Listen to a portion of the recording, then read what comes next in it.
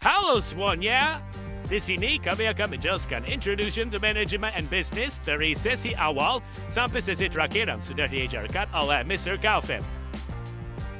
Perkenalan dulu nih, ini adalah anggota kelompok kami. Mata kuliah Introduction to Management and Business memberikan dasar yang kuat bagi mahasiswa untuk memahami konsep-konsep utama dalam dunia manajemen dan bisnis. Pertama, kita akan membahas tentang manajer. Fungsi dasar manajer sendiri adalah leading, staffing, organizing, controlling, dan planning. Kemudian, ada teori yang pertama dikemukakan oleh Frederick W. Taylor. Yang pertama adalah scientific management. Scientific management memiliki beberapa prinsip utama, yaitu studi waktu dan gerakan. Taylor menganalisis tugas-tugas pekerja dengan cermat untuk menentukan cara kerja yang paling efisien, dengan memecah pekerjaan menjadi langkah-langkah kecil. Yang kedua, ada seleksi dan pelatihan pekerja. Pekerja tidak hanya dipilih secara acak, tetapi dipilih berdasarkan kemampuan mereka, dan dilatih untuk melaksanakan tugas sesuai dengan cara yang paling efisien. Yang ketiga, ada pengaturan tugas yang tepat. Pekerja diberi tugas yang sesuai dengan kemampuan mereka. Teori yang kedua adalah teori administratif. Teori ini dikemukakan oleh Henry Fayol. Beliau mengemukakan 14 prinsip manajemen, diantaranya yaitu pembagian kerja, kewenangan dan tanggung jawab, disiplin, kesatuan, serta kesatuan arah. Teori ketiga adalah teori birokrasi, yang dikemukakan oleh Max Weber. Menurut Weber, birokrasi adalah cara paling rasional dan efisien untuk mengelola organisasi besar dan kompleks, seperti lembaga pemerintah atau perusahaan besar, dengan mengutamakan aturan, prosedur, dan hierarki yang jelas. Yang pertama, ada struktur hierarki yang jelas. Yang kedua, pembagian tugas yang spesifik, serta aturan dan prosedur yang tegas. Di sesi ini, kita akan membahas tentang managing diversity. Workplace diversity sendiri adalah keragaman di tempat kerja yang merujuk pada variasi individu yang ada dalam suatu organisasi atau perusahaan, yang melibatkan perbedaan dalam berbagai aspek seperti latar belakang, pengalaman, budaya, identitas, dan perspektif. Keberagaman ini bisa mencakup perbedaan dalam hal ras, etnis, gender, usia, orientasi seksual, agama, status disabilitas, dan aspek lainnya. Ada benefit tersendiri, yaitu meningkatkan inovasi dan kreativitas, yang bisa dirincikan sebagai beragamnya perspektif dan solusi yang lebih beragam. Ada juga challenge yang perlu dihadapi, yaitu yang pertama adalah konflik budaya, di mana akan terdapat perbedaan nilai dan gaya komunikasi, serta ketegangan antar kelompok, di mana perbedaan budaya dapat menyebabkan ketegangan atau ketidakpahaman antara kelompok-kelompok yang berbeda. Jika tidak dikelola dengan baik, ini dapat menurunkan semangat tim dan menciptakan lingkungan kerja yang kurang harmonis. Oke, untuk sesi selanjutnya yaitu tentang managing social responsibility. Jadi, apa itu social responsibility? Social responsibility adalah kewajiban individu atau organisasi untuk berkontribusi pada kesejahteraan masyarakat dan lingkungan. Bagi perusahaan, ini dikenal sebagai corporate social responsibility atau CSR, yaitu upaya untuk menjalankan bisnis dengan memperhatikan dampak sosial, ekonomi, dan lingkungan. Apa itu two opposing views? Jadi, two opposing views dalam bisnis merujuk pada dua pandangan yang berbeda atau bertentangan mengenai suatu isu atau keputusan dalam dunia bisnis. Biasanya mencakup perbedaan pendapat tentang bagaimana suatu perusahaan harus beroperasi. Contohnya, di views pertama, yakni profit maximization, beranggapan bahwa banyak orang berpendapat bahwa tujuan utama sebuah perusahaan adalah untuk memaksimalkan keuntungan. Dalam pandangan ini, perusahaan harus fokus pada efisiensi, pengurangan biaya, dan peningkatan laba demi kepentingan pemegang saham. Dari views kedua, yakni social responsibility, beranggapan sebaliknya, pada pandangan yang lebih menekankan bahwa perusahaan seharusnya bertanggung jawab tidak hanya pada keuntungan finansial, tetapi juga pada dampak sosial dan lingkungan dari operasinya. Green Management and Sustainability. Green Management merujuk pada pendekatan manajerial yang bertujuan untuk mengurangi dampak negatif terhadap lingkungan yang ditimbulkan oleh aktivitas bisnis. Ini melibatkan penerapan praktik-praktik ramah lingkungan dalam semua aspek operasional perusahaan. Tujuannya mengintegrasikan prinsip-prinsip keberlanjutan dalam manajemen dan strategi bisnis untuk mengurangi polusi, penggunaan energi yang tidak efisien, serta pengelolaan limbah yang ramah lingkungan. Contoh praktik yaitu mengurangi emisi karbon. Sustainability atau keberlanjutan adalah konsep yang lebih luas, mencakup kemampuan untuk memenuhi kebutuhan saat ini tanpa mengorbankan kemampuan generasi mendatang untuk memenuhi kebutuhan mereka sendiri. Keberlanjutan mencakup 3 pilar utama yang sering disebut dengan triple bottom line. Pilar pertama yakni pilar lingkungan, pilar sosial, pilar ekonomi. Contoh praktik keberlanjutan yakni mengurangi jejak karbon dengan beralih ke energi bersih dan efisien. Sesi selanjutnya yaitu tentang decision making one. Jadi, apa itu decision making? Pengambilan keputusan atau decision making adalah serangkaian langkah atau tahapan yang diikuti untuk membuat pilihan yang tepat dalam menghadapi suatu masalah atau situasi. Proses ini membantu individu atau organisasi untuk memilih opsi terbaik berdasarkan pertimbangan yang matang. Selanjutnya, decision making process. Yang pertama adalah identifikasi masalah. Langkah pertama dalam proses pengambilan keputusan adalah memahami masalah atau tujuan yang perlu diatasi atau dicari. Kedua, pengumpulan informasi. Setelah masalah atau tujuan teridentifikasi, langkah selanjutnya adalah pengumpulan data dan informasi yang relevan untuk membantu membuat keputusan yang lebih baik. Yang ketiga, identifikasi alternatif. Berdasarkan informasi yang dikumpulkan, identifikasi berbagai opsi atau alternatif yang dapat diambil untuk menyelesaikan masalah atau mencapai tujuan. Keempat, Evaluasi alternatif. Setiap alternatif dievaluasi berdasarkan kriteria tertentu seperti biaya, manfaat, resiko. Yang kelima, pemilihan alternatif terbaik. Setelah mengevaluasi berbagai opsi, pilihlah alternatif yang dianggap paling sesuai dengan tujuan dan kondisi yang ada. Keenam, implementasi keputusan. Setelah memilih alternatif terbaik, langkah berikutnya adalah melaksanakan keputusan yang telah diambil. Ini melibatkan perencanaan, penugasan tugas, dan sumber daya yang diperlukan untuk mengimplementasikan keputusan tersebut.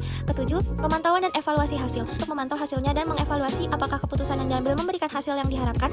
Yang ke-8, pengambilan keputusan berkelanjutan. Pengambilan keputusan tidak berakhir setelah satu keputusan diambil. Hasil dari setiap keputusan dapat membuka peluang untuk evaluasi lebih lanjut dan penyesuaian di masa depan. Proses ini adalah siklus berkelanjutan yang memungkinkan penyesuaian dan perbaikan seiring berjalannya waktu.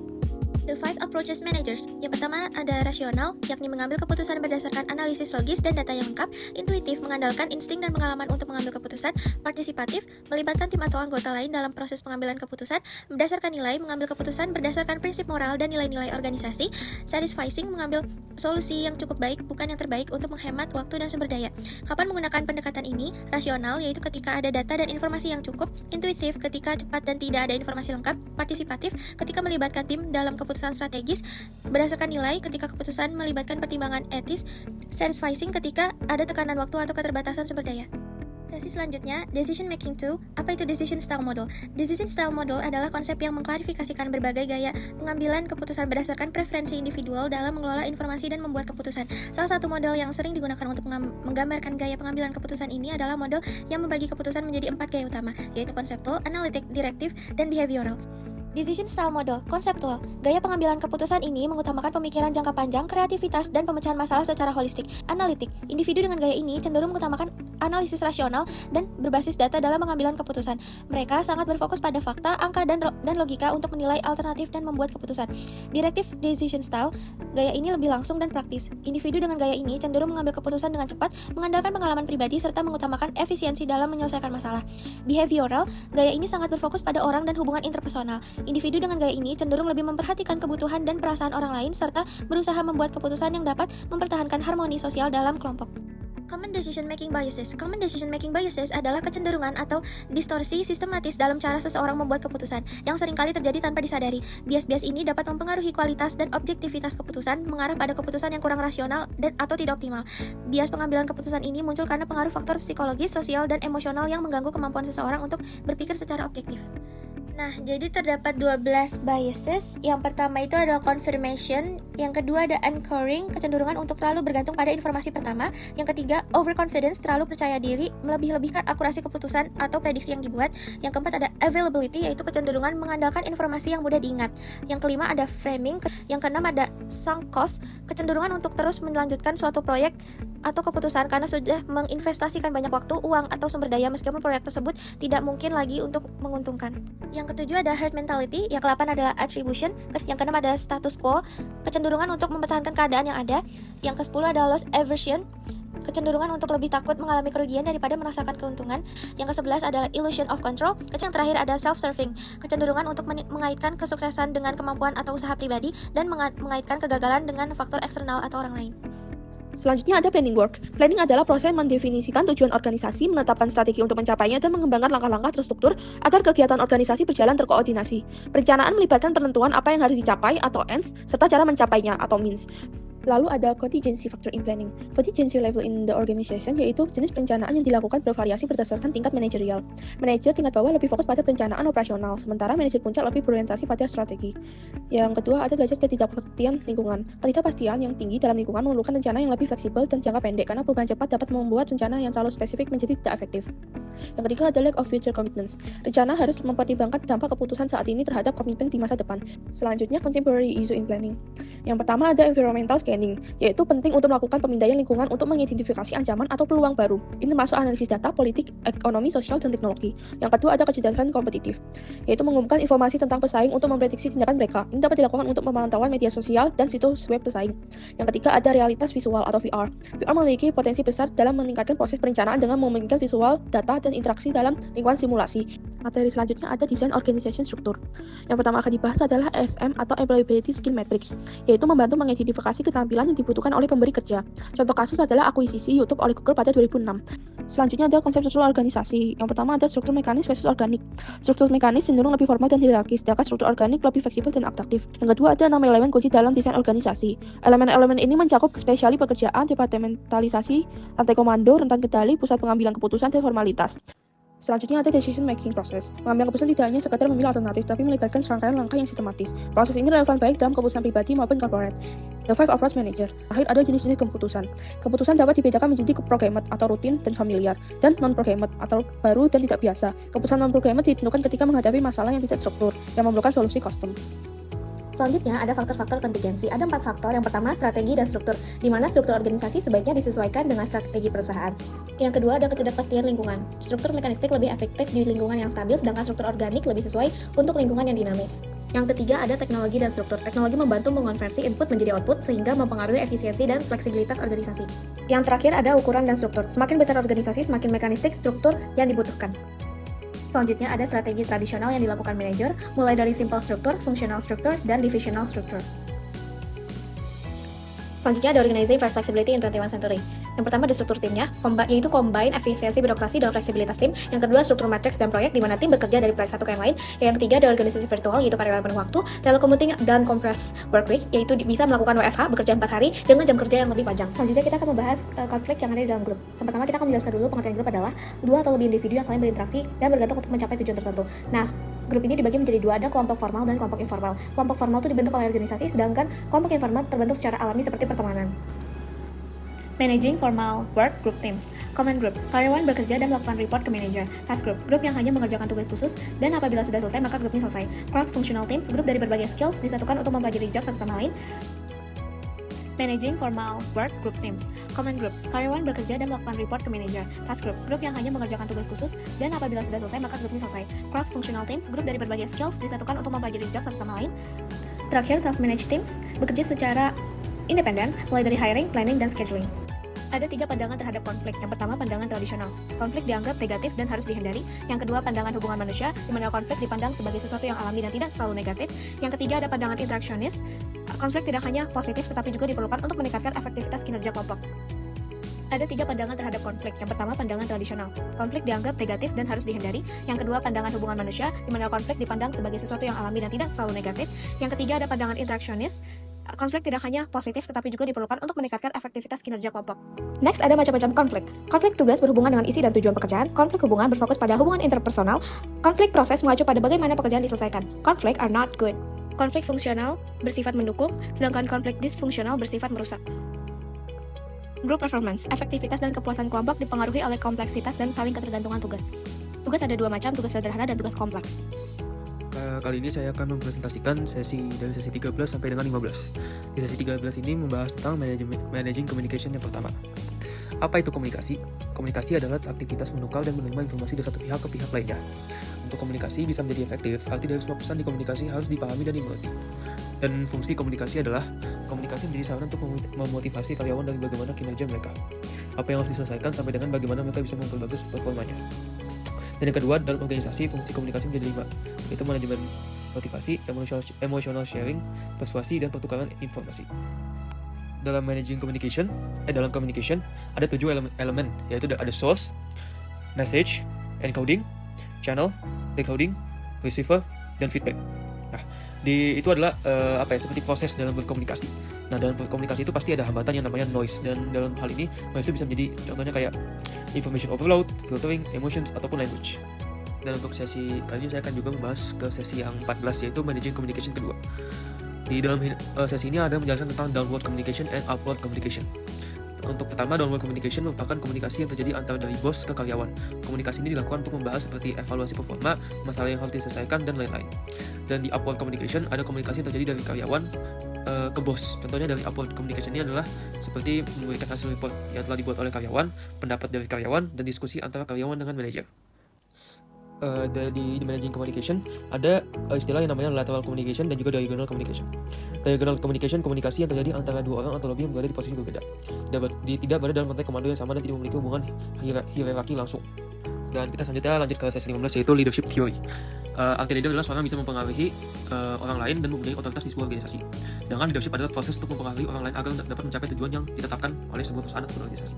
Ciri khas seorang leader adalah drive, desire to lead, honesty and integrity, self-confidence, intelligence, job relevant knowledge, extraversion, and furnace to guilt. Nah, di dalam leadership theory ini ada yang namanya Fiedler model. Itu model kontingensi Fiedler adalah teori kepemimpinan yang menjelaskan bahwa efektivitas suatu kelompok tergantung pada kesesuaian gaya kepemimpinan dengan situasi yang dihadapi.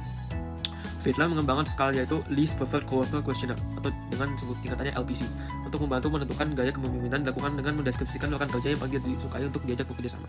Dan di sini ada gambar dari Fiedler model ini. Dan yang kedua tuh ada Hersey and Blanker's Situational Leadership Style. Model kepemimpinan yang menekankan pada gaya kepemimpinan yang disesuaikan dengan situasi dan kondisi yang ada. Teori ini menekankan pentingnya memahami situasi dan kondisi tim. Manfaat dari model ini adalah meningkatkan kinerja karyawan, menciptakan lingkungan kerja yang lebih baik, membantu pemimpin dalam memimpin karyawan dengan lebih efektif, membantu pemimpin dalam menjelaskan berbagai macam kebutuhan, dan juga membantu pemimpin dalam menciptakan situasi kerja yang kondusif. Dan di sini ada gambar dari Situational Leadership Style by Hersey and Blankers. Being an effective leader in SME, Small and Medium Enterprise. Small and Medium Enterprise atau dalam bahasa Indonesia disebut usaha kecil dan menengah atau UKM adalah bisnis yang memiliki ukuran karyawan dan pendapatan yang lebih kecil dibandingkan dengan perusahaan besar. Kategori ini biasanya digunakan untuk mendeskripsikan bisnis yang berkontribusi signifikan terhadap ekonomi, terutama dalam menciptakan lapangan kerja dan mendorong inovasi. To be an effective leader in Small and Medium Enterprise, kalian membutuhkan 1. Visi dan strategi, tetapkan tujuan yang jelas, tetapkan dan komunikasikan visi dan misi yang jelas untuk perusahaan. Yang kedua, komunikasi terbuka, ciptakan lingkungan dan di mana anggota tim merasa nyaman berbagi ide dan umpan balik. 3. Mengambil keputusan yang tepat waktu, buat keputusan dengan cepat dan percaya diri, terutama dalam situasi kritis. 4. Adaptabilitas, fleksibilitas, siap untuk mengubah strategi dan operasi sebagai respons terhadap perubahan pasar. Yang 5. Pemberdayaan dan delegasi, pemberdayaan karyawan, percayakan tanggung jawab kepada anggota tim, memungkinkan mereka untuk mengambil kepemilikan atas tugas mereka. Dan yang 6 dan terakhir, motivasi dan inspirasi, memimpin dengan contoh, tunjukkan perilaku dan sikap yang Anda harapkan dari tim Anda. Identify risk. Apa yang dilakukan pengusaha? Tidak ada dua pengusaha yang sama. Umumnya mereka menciptakan sesuatu yang baru dan mencari apa yang berbeda, menanggapi dan memanfaatkan perubahan, penelitian, kelayakan keluncuran dan mengelola usaha baru. Legal forms of organization. Bentuk hukum organisasi keputusan pengorganisasian pertama yang harus dibuat oleh seorang wirausahawan adalah bentuk kepemilikan sah atas usahanya. Dua faktor utama yang memengaruhi keputusan ini adalah pajak dan tanggung jawab hukum. Seorang wirausahawan ingin meminimalkan dampak dari kedua faktor ini. Pilihan yang tepat dapat melindungi wirausahawan dari tanggung jawab hukum sekaligus menghemat pajak. 3 cara dasar untuk mengorganisasikan usaha kewirausahaan adalah kepemilikan tunggal, kemitraan, dan korporasi. Evaluating risk. Anda perlu memahami kapan harus mengambil risiko, kapan harus menghindarinya, dan bagaimana mengubah pengambilan risiko menjadi keuntungan Anda. Mengevaluasi ide. Mengevaluasi ide-ide kewirausahaan berputar di sekitar pertimbangan pribadi dan pasar. Studi kelayakan yang dipersiapkan dengan baik tidak hanya menjadi alat evaluasi efektif untuk menentukan apakah ide kewirausahaan berpotensi berhasil, tetapi juga dapat berfungsi sebagai dasar bagi rencana bisnis yang sangat penting. Risk management. Di sini ada universal need for management, terbagi jadi 4. Jadi, di organisasi ada organisasi besar dan kecil. Dan ada jenis-jenis organisasi yang menguntungkan dan tidak menguntungkan. Ada juga organisasi level yang tinggi dan level bawah. Dan semua organisasi area manufaktur, pemasaran, human resource, accounting, informasi, sistem, dan sebagainya menjadi salah satu kesatuan apa yang disebut manajemen terikat. Sekian presentasi dari kami. Mohon maaf apabila ada suatu kesalahan. Thank you for watching.